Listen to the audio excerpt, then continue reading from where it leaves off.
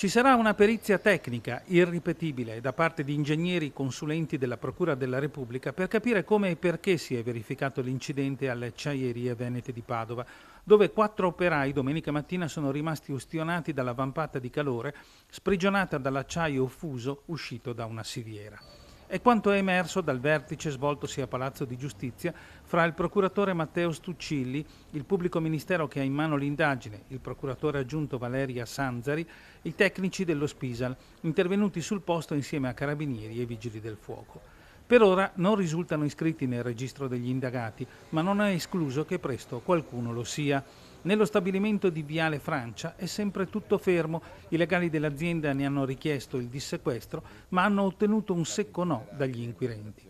Intanto rimangono sempre gravissime le condizioni di 2 dei 3 ustionati ricoverati in ospedale.